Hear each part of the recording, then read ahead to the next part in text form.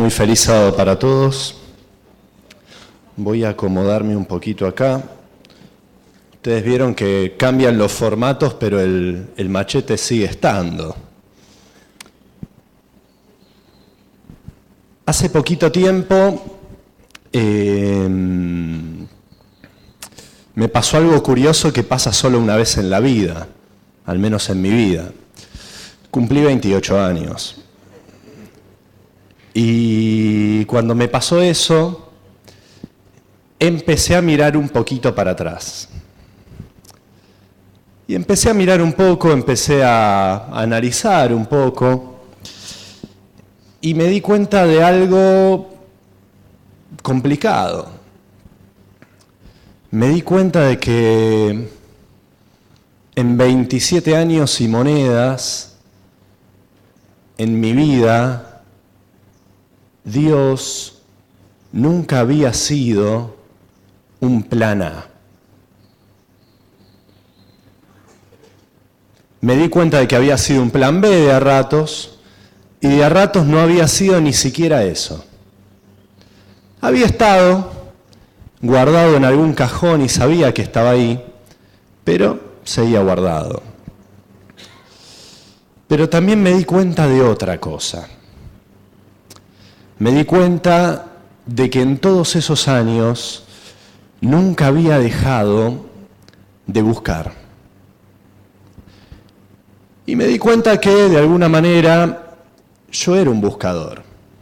¿Sí? Yo tengo eso, yo soy muy inquieto, muchas veces no me conformo demasiado rápido, leo mucho, busco, y nunca había dejado de buscar. Y había buscado en 28 años en un montón de lugares, con un montón de personas, algunos mejor, otros peor, pero nunca había dejado de buscar. Y la verdad estuve toda la semana viendo, toda la semana esta que pasó y las anteriores, viendo un poquito de qué les iba a hablar hoy. Y me pareció interesante, dado que hacía poquito tiempo había visto esto, hablarles un poquito de la búsqueda. Porque yo creo que todos los que estamos acá, en alguna manera, en mayor o menor medida, somos buscadores. Por eso estamos acá. Y me pareció interesante hablar un poquito de eso. Empecé a analizar un poco y empecé a buscar algunos rasgos fundamentales que me parece que esa búsqueda tenía que tener. Capaz algunos rasgos que me habían acompañado a lo largo del tiempo y algunos que no tanto, pero que en los últimos meses estuvimos tratando de incorporar. Y hoy quiero compartir un poquito de eso con ustedes esta mañana. Vamos a abrir la Biblia, vamos a leer un par de historias y después voy a contar alguna cosita también. Vamos a abrir la Biblia al principio. En Éxodo.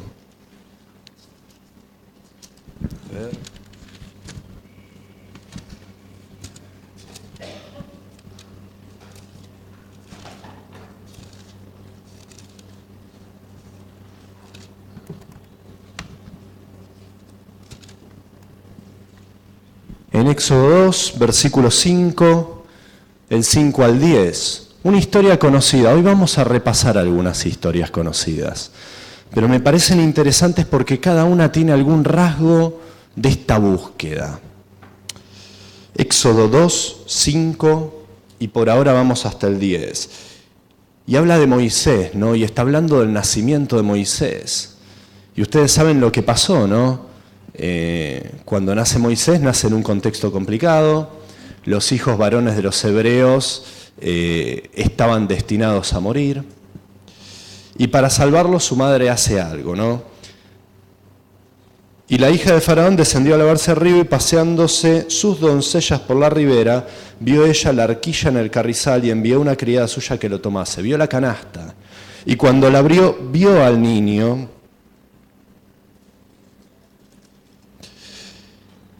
Y aquí que el niño lloraba, y teniéndolo compasión de él, dijo: de los niños de los hebreos es este. Lo reconoció enseguida. Sabía de dónde venía ese niño.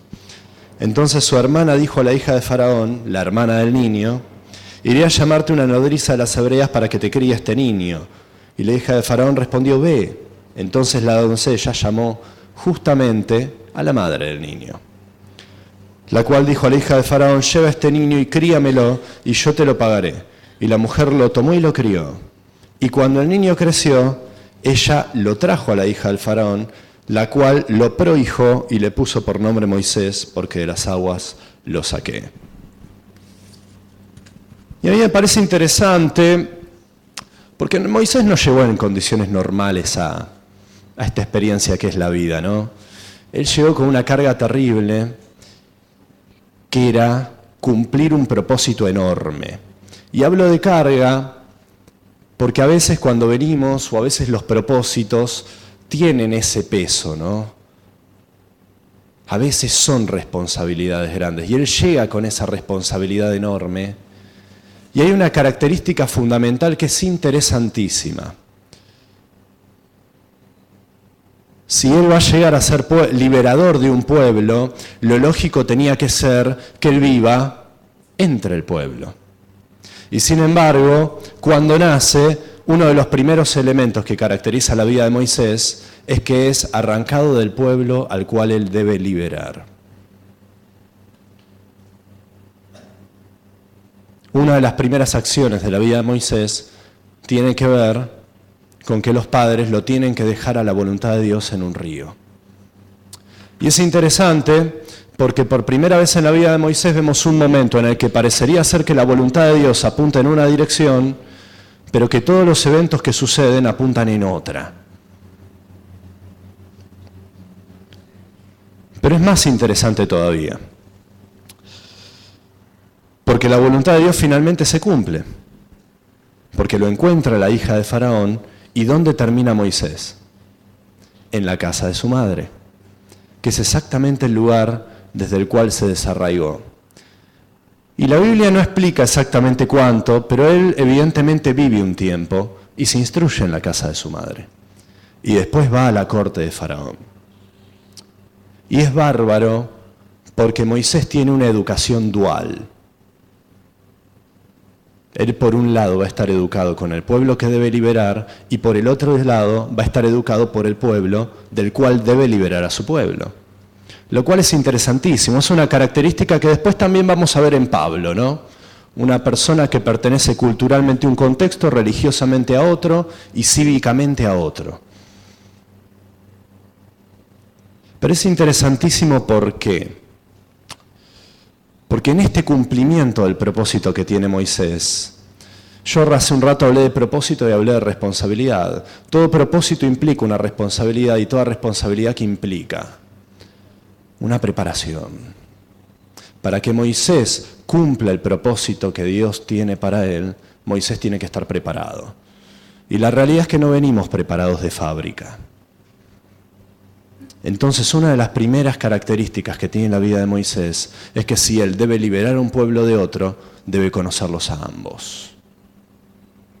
Y es interesante porque es Dios utilizando lo que en un principio parece una normativa terrible y lo que en un principio parece ser, tenés que liberar a esta gente, pero no podés estar acá. Y Moisés avanza con esa educación dual. Y es interesante porque al avanzar con esta educación dual, de repente Moisés tiene la capacidad de hacer ¿qué cosa? Yo a veces pregunto porque doy clase, ¿no? Entonces a veces le pongo un poco la dinámica de clase. Pero si alguno quiere responder está bien. Pero si Moisés tiene una educación dual, eventualmente, ¿qué capacidad tiene? Va a tener la posibilidad de elegir. ¿Qué quiero? Que no quiero. Y avanzamos un poquito más en el relato bíblico. Y ya en el versículo 11 dice algo interesante, porque en aquellos días sucedió que crecido ya Moisés, ¿hace qué cosa? Sale a sus hermanos. Es interesante que use la palabra hermanos y que esos hermanos no sean los egipcios, sino que sean los hebreos. Evidentemente Moisés conocía de un propósito y los vio en sus duras tareas y observó a un egipcio que golpeaba a uno de los hebreos y de vuelta la Biblia se encarga de dejar bien en claro sus hermanos. Patriarcas y Profetas habla de esto y dice: Moisés conocía el propósito que tenía Dios para su vida. Parte de esa crianza que había tenido con su madre había tenido que ver con informarlo de que él eventualmente iba a tener que llevar adelante un propósito grande. Y es interesante porque evidentemente algo a él,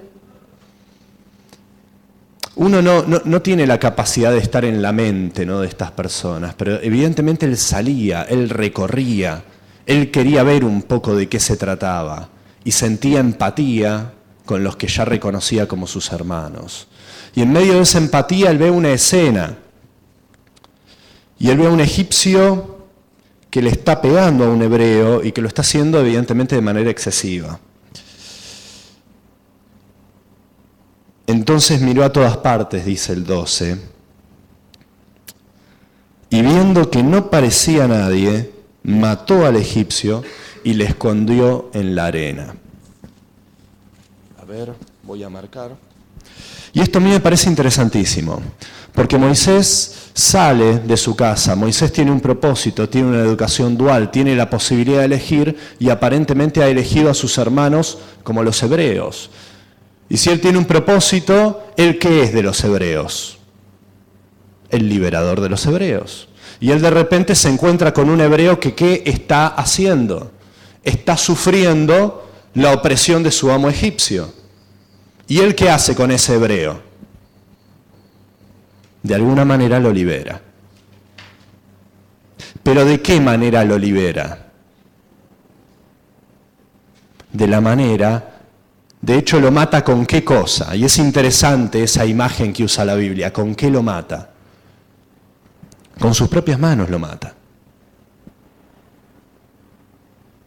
Y es interesantísimo porque es Moisés tomando la tarea de liberador en sus propias manos. Él miró una escena, él sintió empatía y me imagino en algún punto sintió bronca. Y es Moisés tomando el propósito de Dios en sus propias manos, actuando según sus propias emociones y pifiándola de una manera monstruosa. Y pifiándola de una manera monstruosa. Porque cuando nosotros sabemos que tenemos un propósito, y todos tenemos un propósito en esta vida, aunque no sepamos cuál, y decidimos que es tiempo de tomar ese propósito en nuestras propias manos, la pifiamos.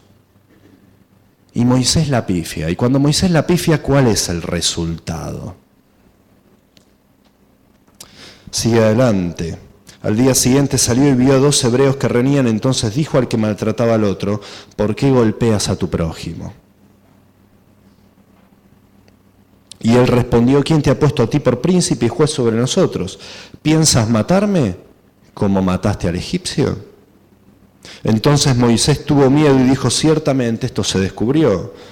Y oyendo Faraón acerca de este hecho, procuró matar a Moisés, pero Moisés huyó delante de Faraón y habitó en la tierra de Madián. Y es interesantísimo, porque cuando parecería ser que Moisés por fin se toma en serio su tarea de liberador del pueblo de Israel, ¿qué es lo que debe hacer? Se tiene que ir. Se tiene que ir. Porque él decidió tomar el propósito de Dios en sus propias manos y la pifió.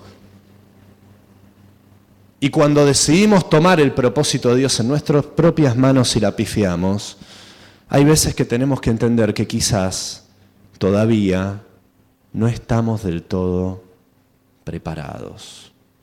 Y por segunda vez en su vida Moisés tiene un propósito muy definido, su propósito está acá, pero el camino de la vida, ¿para dónde parece llevarlo? Para allá. Se tiene que ir. Teme por su vida. ¿Cómo va a liberar al pueblo de Israel viviendo en Madián? Y a mí me parece interesante, porque hace un rato hablamos de la educación de Moisés. Él estaba educado en 2 lugares muy distintos y él había visto 2 caras muy distintas de la vida.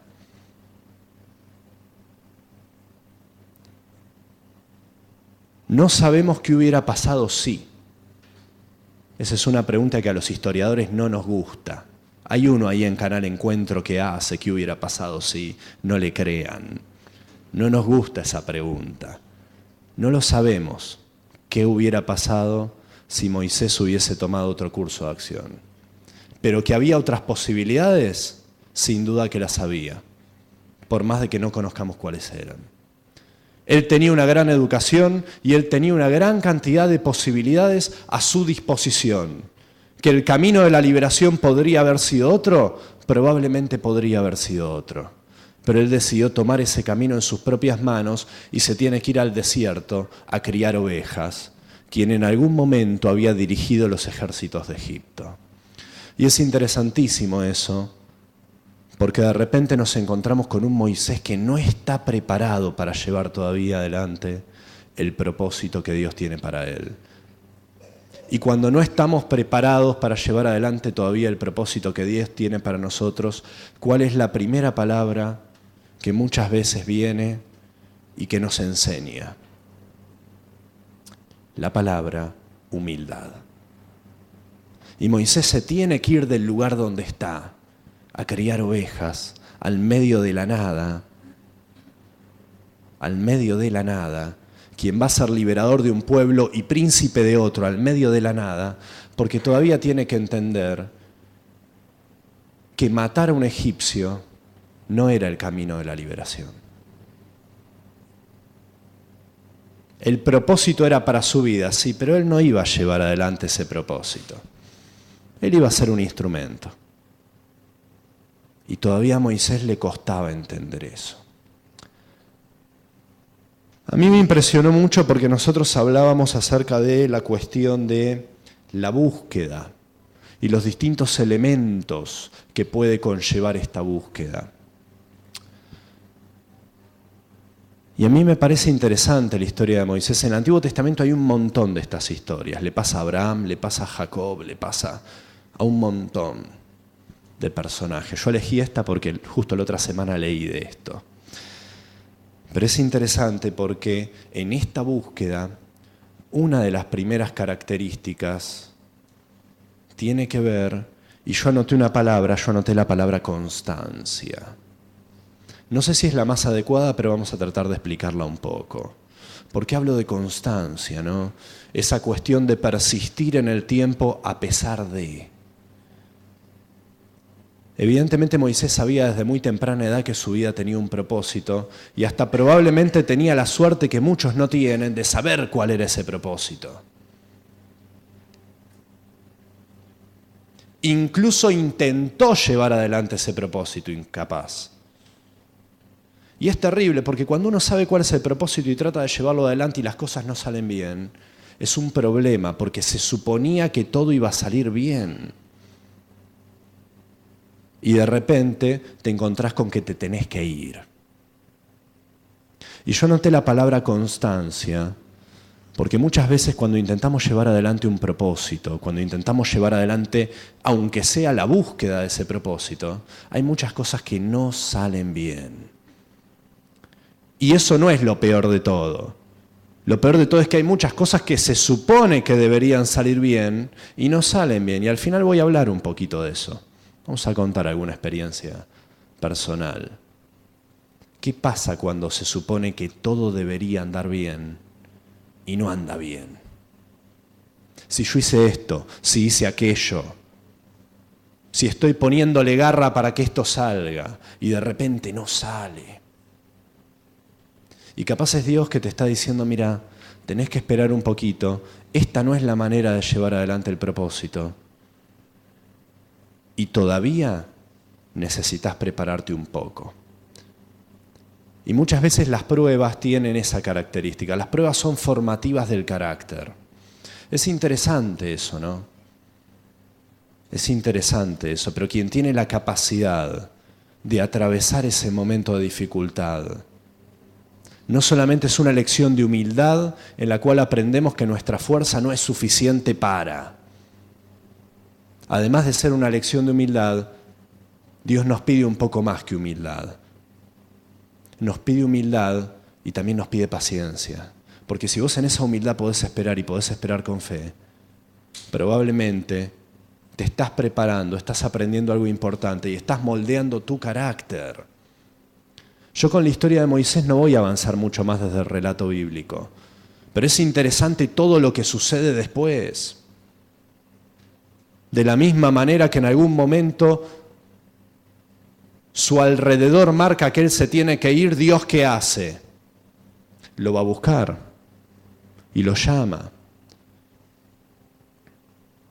Y Moisés da un poco de vueltas, pero finalmente va. Y va con un carácter renovado. Y parece el final de una buena película porque de repente el héroe cambió su carácter, tuvo su periodo de aislación en el desierto y vuelve de otra manera a cambiar las cosas. Pero ahí no se acaba la película, recién comienza. Porque a lo largo de su vida, Moisés, para llevar adelante ese propósito, ¿de qué va a necesitar? De todo lo que aprendió en sus años en Madián. Y por eso hablo de la palabra constancia en primer lugar. Porque la palabra constancia implica muchas veces seguir adelante a pesar de que no salió bien. A pesar de que el entorno me marca que me tengo que ir un tiempo. A pesar de que parecería ser que ese propósito original se está alejando un poco. Y a veces con constancia y con paciencia parece que nos estamos alejando, pero en realidad ¿qué estamos haciendo? Nos estamos acercando. Para mí es importantísimo eso. Él se fue, pero cuando Dios juzgó necesario, lo fue a buscar. Y le dijo, es momento, llévalo adelante. Quiero pasar por otra característica que me parece interesante. Y para eso vamos a ir a otra historia bíblica. Ya vamos a abandonar el Antiguo Testamento y nos vamos a ir un poquito al Nuevo Testamento, al libro de Mateo. Otra historia conocidísima. Mateo 19, versículo 16. Historia conocidísima. Mateo 19, versículo 16. El joven rico. Entonces vino uno y le dijo a Cristo, Maestro bueno, ¿qué bien haré para tener la vida eterna?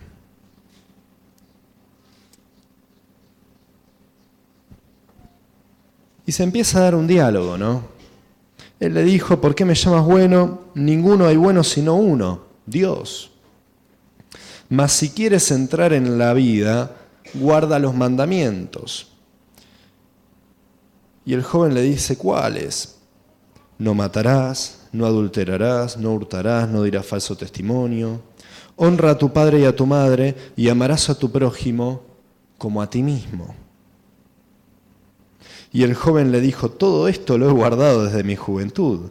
¿Qué más me falta?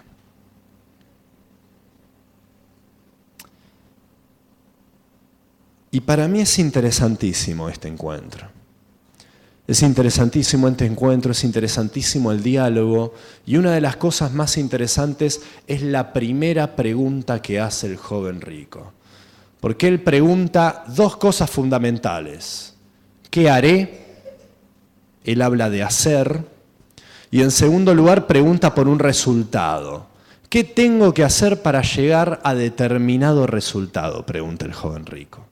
¿Qué tengo que hacer para llegar acá? Si quiero conseguir esto, ¿qué es lo que tengo que hacer? Y me animo a decir que él hizo esa pregunta con un poquito de trampa. Porque me da la impresión de que él hace esa pregunta sabiendo de antemano qué es lo que él quiere responder. Porque cuando viene, bueno, hay que cumplir los mandamientos, hay que hacer esto, hay que hacer aquello. El joven rico que dice, bueno, pero eso lo hice desde chiquito. El joven rico era una persona que fue a preguntar por un resultado, ¿y él qué creía acerca de sí mismo? Él creía que tenía un currículum sobrecapacitado para ocupar el cargo. Cuando Cristo le dice esto, esto y esto, él dice, bueno, pero eso ya está. Eso ya está. ¿Qué más? ¿Algo más? Yo me acuerdo hace unos años, en la facultad, teníamos un profesor que era una barbaridad lo que sabía ese hombre. Pero era impresionante, hablaba de todo, citaba autores, hablaba de memoria algunos textos, impresionante.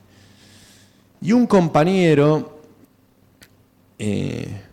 medio chupamedia para mi gusto, pero bueno, alguna vez le preguntó, una vez en una charla que se daba, le preguntó al profesor acerca de todo eso. No, profe, porque usted sabe qué interesante llegar algún día a... Él quería un resultado, él quería llegar a ser como. Y ahí el profesor, hasta ahí la charla venía bien, ahí el profesor medio como que nos la tiró un poco abajo, ¿no? Porque empezó a hablar y nos empezó a contar cómo él había llegado a ese lugar. Y él nos empezó a contar acerca de todas las horas que se pasaba encerrado en una habitación o que se pasó encerrado en una habitación leyendo. Él nos pasó hablando acerca de los días, semanas, meses, incluso años que se pasó estudiando. Y él nos empezó a hablar de cómo en sus años universitarios, constantemente, cuando él tenía la posibilidad de hacer esto o esto, elegía quedarse leyendo o estudiando o laburando.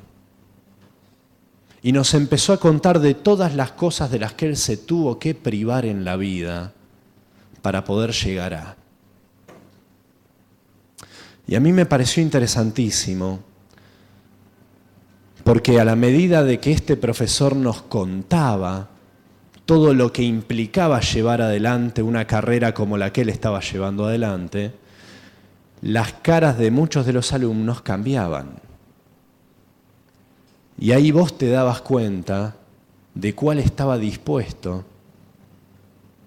a cumplir, o de, no me gusta la palabra cumplir, cuál estaba dispuesto a llevar adelante todo eso, y cuál de repente se había dado cuenta de que nunca iba a tener esa vida. Y a mí me parece que con el joven rico pasa algo muy parecido. Es resultadista el joven rico. Él pregunta por un resultado, mira algo y dice, yo quiero eso. Y hasta se apuró a decir, yo quiero eso. Porque todavía él tenía que entender qué necesitaba o qué implicaba tener eso. Y es interesante la pregunta de él, porque él ¿qué hace? Él pregunta acerca de él, ¿qué haré? Y entonces Cristo le empieza a decir todo lo que él tiene que hacer. Y él ¿qué dice? Pero eso ya lo hice, ya lo hago, ya está. Y sin embargo la historia continúa. Si quieres ser perfecto, anda, vende lo que tienes y dalo a los pobres, y tendrás tesoro en el cielo, y ven y sígueme. Y oyendo esta palabra, el joven, ¿cómo se fue? Se fue triste. El joven se fue triste. El problema del joven rico es que él estaba muy preparado para responder una pregunta. Él estaba sumamente preparado para responder qué es lo que tengo que hacer y qué es lo que hago. El gran problema del joven rico es que él no estaba bajo ningún concepto preparado para responder la pregunta, ¿por qué lo hago? Él sabía qué es lo que hacía. Él sabía de guardar los mandamientos, él sabía todo lo que le habían enseñado, él sabía qué es lo que había que hacer. Por eso decía al principio, me parecía hasta tramposa la pregunta, ¿qué haré? Ya sabes qué tenés que hacer. Él sabía. El problema es que no sabía por qué hacía lo que quería. Él quería un resultado, pero él no estaba en el fondo dispuesto a tener la disposición que él necesitaba para tener ese resultado. Es lo que pasa a veces con algunos productos. Vieron que hay gente que quiere lo mejor, pero no está dispuesto a pagar por lo mejor. ¿Y qué es lo que solemos decir? Lo barato, ¿cómo sale? Caro. Y las vidas espirituales baratas salen muy caras. Las vidas espirituales baratas salen muy caras. Es importante saber qué hacer, pero lo más importante es saber por qué lo hacemos. Si yo estoy buscando, es importante saber por qué hago lo que hago. Si no, en definitiva, soy una persona que hace algo de lo que ni siquiera está convencido, que ni siquiera quiere, por un objetivo por el cual no estoy dispuesto a laburar. Y eso a mí me suena un poquito vacío. Entonces el segundo rasgo del que quiero hablar es la honestidad con uno mismo. Si yo quiero buscar, lo primero es ser honesto conmigo mismo.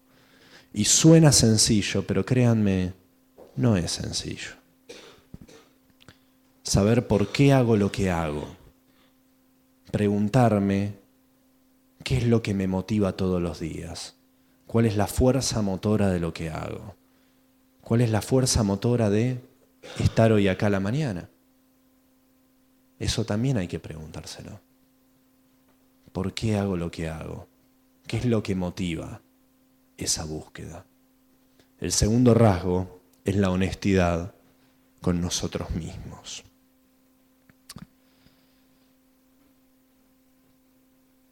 Para hablar de lo último, voy a contar un poquito una experiencia personal, que es un poco gracioso en un punto porque no voy a contar el testimonio, pero antes voy a contar el testimonio acerca del testimonio. Porque hace un tiempo me tocó predicar en otra iglesia y conté parte de lo que voy a contar. ¿Y por qué conté parte de lo que voy a contar y no todo? Ustedes vieron que a veces cuando uno cuenta en alguna reunión, cuando vamos a hablar un poco de lo que nos pasa, tratamos de contar algo que ya sea parte del pasado. Tratamos capaz a veces de no contar algo tan actual, porque como es actual, a veces... Y yo lo conté en la otra iglesia porque había sido algo por lo que había orado un montón y por lo que yo creía ya era parte del pasado. Hoy lo estoy contando acá porque esta semana me di cuenta de que todavía no era parte del pasado y de que yo había cerrado la obra de Dios, pero Dios, a veces aunque nosotros digamos, bueno, hasta acá llegó, Él tiene alguna cosita más guardada. Y por eso quiero contar esto. Para mí los últimos meses no fueron meses fáciles. Algunos saben, otros no tanto, no importa. Y no fueron meses fáciles desde muchos aspectos, desde muchos lugares. Y fueron meses de búsqueda, meses de lucha. Y fueron meses de oración por varios temas. Por varios temas. Y durante todo el verano estuve orando por un tema puntual. Durante todo el verano estuve orando por un tema puntual, que tenía que ver con el trabajo. Todo el verano. Algunos de ustedes lo hablamos. Y todo el verano orando. Y cuando llegó el momento oportuno, como yo quería un poco más de trabajo, lo que hice fue salir a buscar trabajo. Y busqué a lo loco, y busqué un montón. Y yo estaba contento mientras buscaba, porque yo estaba haciendo ¿qué cosa? Estaba haciendo todo lo que de chiquito me habían enseñado, según el manual Capeluz de la vida del buen cristiano, que debía hacer. Estaba orando como loco, estaba haciendo mi parte, entonces estaba contento, porque no podía fallar. No podía fallar.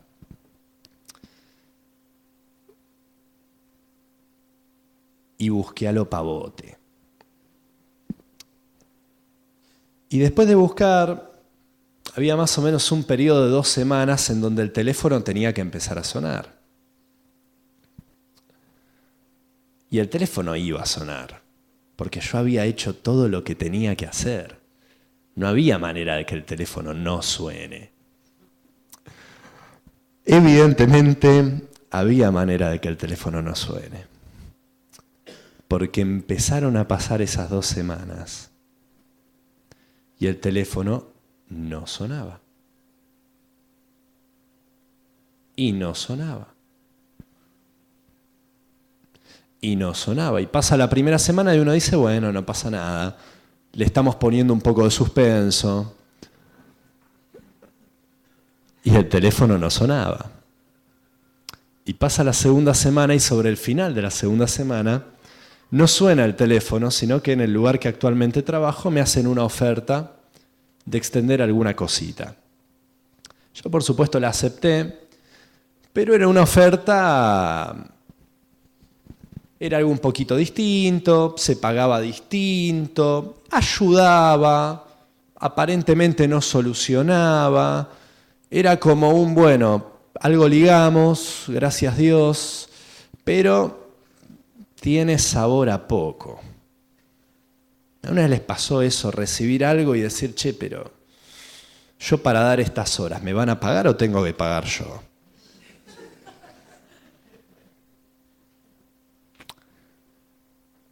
Entonces, hubo un par de días medio complicados, con la lucha interna del qué pasó, qué no pasó, qué hice mal, porque enseguida volvemos al manual Capeluz del buen cristiano a ver qué hice mal. Lo leí, arranqué hojas, lo revoleé, durante 2 días más o menos. Y a los 2 días arranqué con otro curso de pensamiento. Y dije, bueno,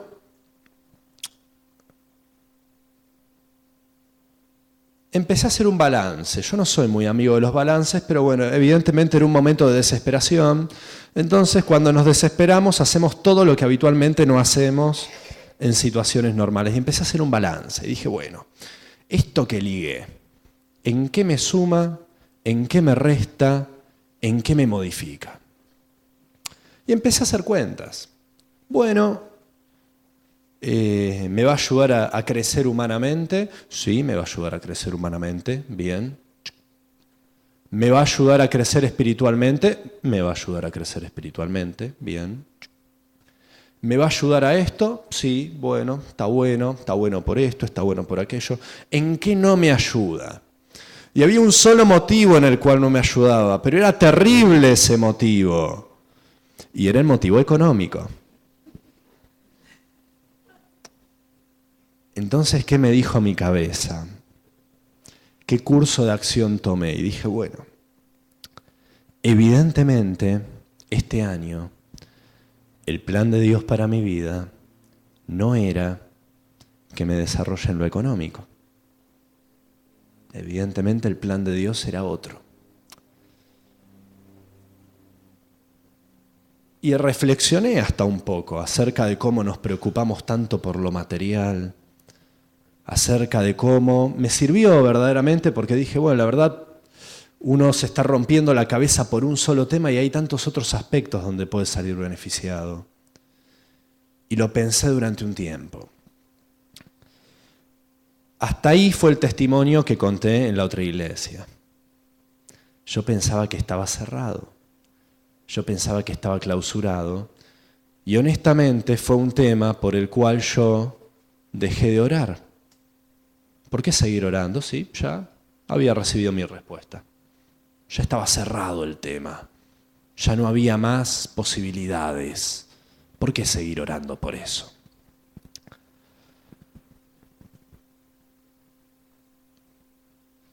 El otro día me tocó cobrar. Yo digo me tocó cobrar porque mi trabajo es un poco así. El día de cobro, el día y la hora nadie lo sabe. Es como un misterio. Pero es así. Y fue la primera vez que me tocó cobrar con todo este nuevo panorama que se había abierto desde marzo. Y yo tengo que admitir algo. cuando fui a abrir el home banking, lo fui a abrir con miedo.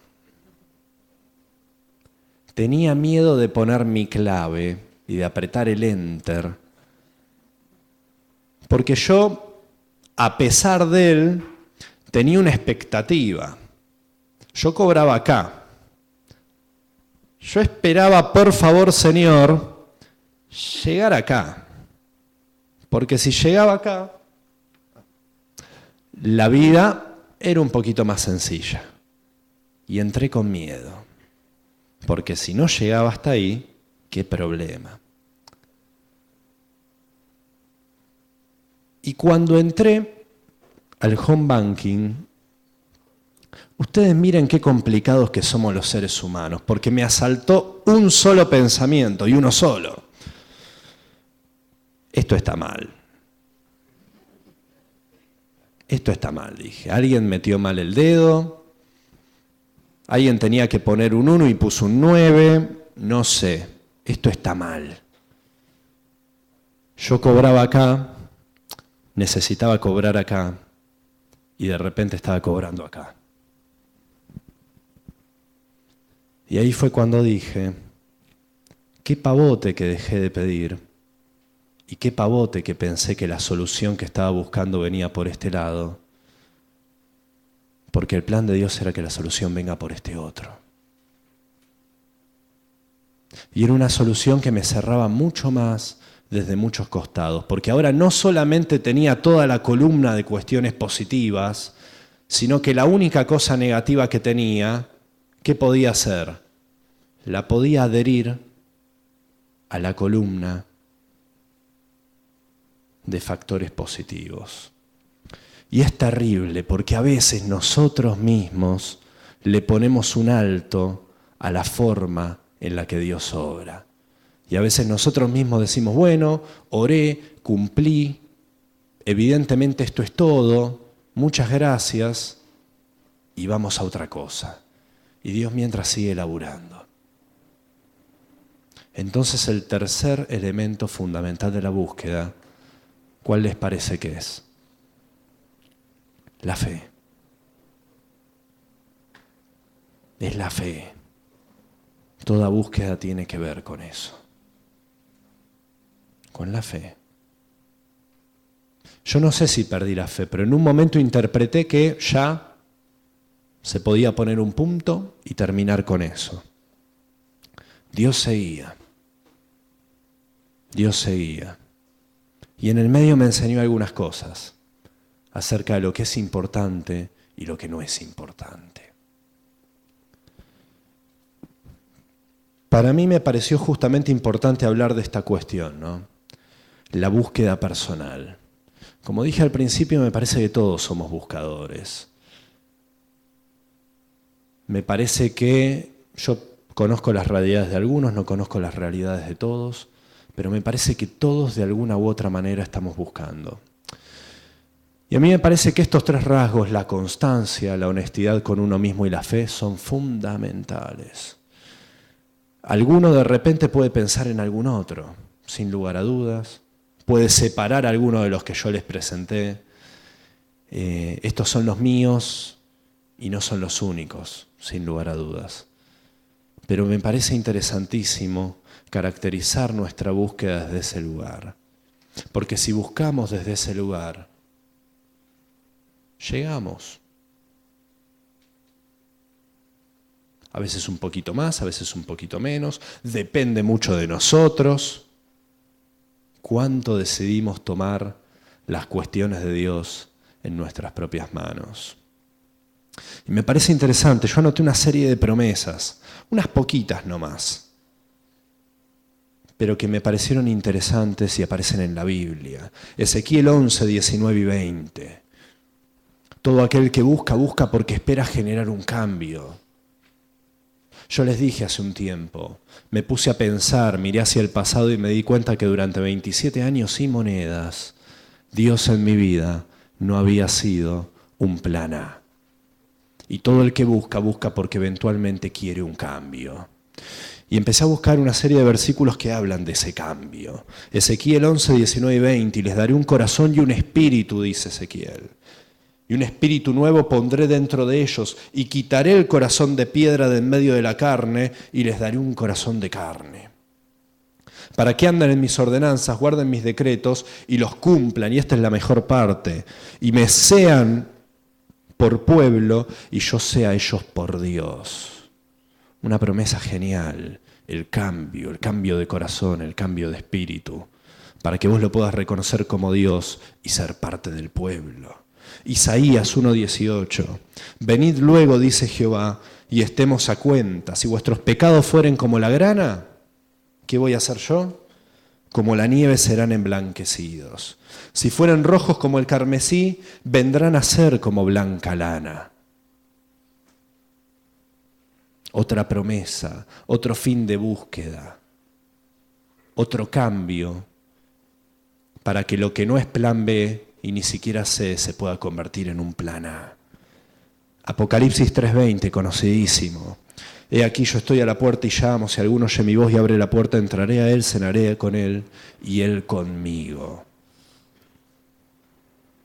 Promesas de búsqueda, no somos los únicos que estamos buscando, él también busca. Él también busca. Y el último, que para mí el último es un resumen. Ustedes vieron que habitualmente cuando uno se bautiza le preguntan por su versículo favorito.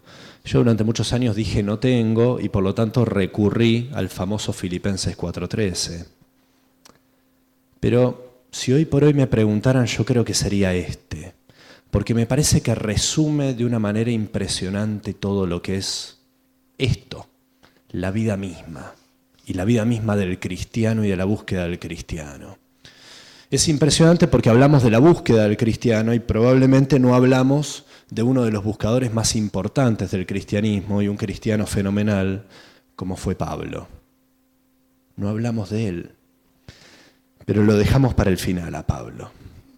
Porque en Gálatas 2:20 resume todo esto. Con Cristo estoy juntamente crucificado, dice Pablo. Y ya no vivo yo, mas vive Cristo en mí. Y lo que ahora vivo en la carne, lo vivo en la fe del Hijo de Dios, el cual me amó y se entregó a sí mismo por mí. Y ahí el muchacho lo resumió todo. Ahí sintetizó la búsqueda,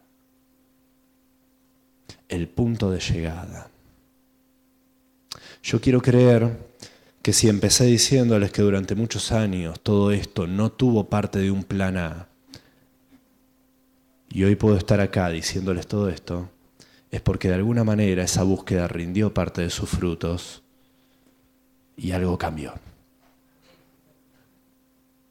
Falta mucho, pero bueno, si seguimos con constancia, con honestidad y con fe, la cosa cambia. ¿Sí? Lo leo de vuelta. Con Cristo estoy juntamente crucificado. Ya no vivo yo, mas vive Cristo en mí. Y lo que ahora vivo en la carne, lo vivo en la fe del Hijo de Dios, el cual me amó y se entregó a sí mismo por mí. Amén.